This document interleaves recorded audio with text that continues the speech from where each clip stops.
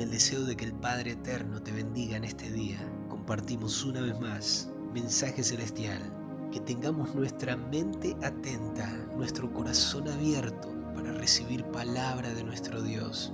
Palabra que sea de bendición y de plena edificación para nuestra vida espiritual, para el fortalecimiento de nuestra fe. Y quiero pedirte de que si este mensaje es de bendición para tu vida, no olvides de compartirlo a otras personas, a tus contactos y amigos, para que ellos también puedan escuchar y recibir palabra de nuestro Dios.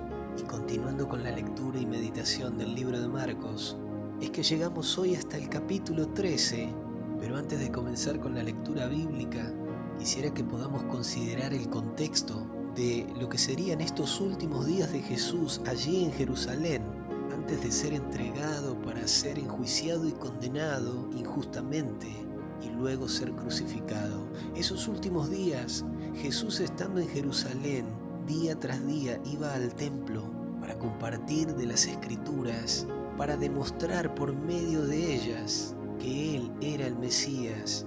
Y hubo diferentes grupos que fueron a confrontarlo, como fueron los saduceos, los fariseos, también los escribas y los principales sacerdotes. Y en este capítulo 13 se menciona que Jesús saldría del templo. Ese sería el último día que Jesús estaría allí. Ya no volvería a entrar en el santuario.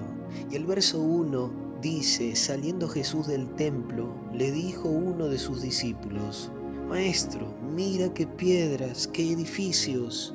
Para los judíos, el templo, que estaba en el centro de la metrópoli, era el monumento nacional. Aquella estructura en sí, aquel edificio, era el centro de atracción y de admiración por parte de los judíos, aunque tristemente los ritos y las ceremonias que se hacían allí dentro habían perdido el significado verdadero por el cual Dios las había instituido. Tan solo se quedaron con lo externo, con lo esplendoroso de aquel lugar. Es por ello que uno de los discípulos le dijo a Jesús: mira qué piedras, qué edificios. A lo cual en el verso 2 Jesús respondiendo le dijo: ¿ves estos grandes edificios? No quedará piedra sobre piedra que no sea derribada. Y podemos imaginar el asombro de este discípulo que preguntó y de los que estaban con él sobre esta declaración de Jesús. ¿Cómo podía ser que aquel lugar tan significativo para el pueblo judío llegaría a ser destruido? Es entonces que Jesús tenía que darles un mensaje profético acerca de lo que vendría en el futuro, no solo para Israel, sino para este mundo. Dice allí que se sentó en el monte de los olivos frente al templo, y Pedro, Jacobo, Juan y Andrés le preguntaron aparte: dinos, ¿cuándo serán estas cosas? ¿Y qué señal habrá cuando todas estas cosas hayan de cumplirse? En estas preguntas vemos la inquietud que tuvieron los discípulos para conocer el momento en que esas cosas que predecía Jesús iban a suceder. Los discípulos preguntaron qué señal habría, qué evidencia sería notoria para entender el tiempo en el cual aquello sucedería. E inmediatamente después de la pregunta, la declaración de Jesús fue contundente. En el verso 5, Jesús respondiéndoles comenzó a decir: mirad que nadie os engañe, porque vendrán muchos en mi nombre diciendo: yo soy el Cristo, y engañarán a muchos.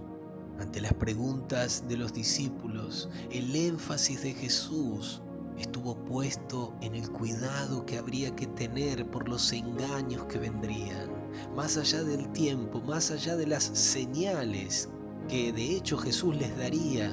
Quizás la señal más notoria a la cual su iglesia tendría que estar atenta era en cuanto a estar atentos ante el engaño. Los discípulos sentían seguridad al ver los edificios del templo. Sus esperanzas estaban depositadas en aquel centro de atención del judaísmo, en aquel lugar en el cual ellos creían tener su seguridad, solo por creer que era el templo del Dios de Israel. Es por ello que Jesús les dice: Mirad que nadie os engañe. La seguridad no está en el templo. La seguridad está en tener a Cristo, al Mesías, en el corazón. Pero Jesús también dejó señales y advertencias para nuestro tiempo acerca de los engaños finales que pueden desviarnos de nuestra sincera fidelidad a Cristo.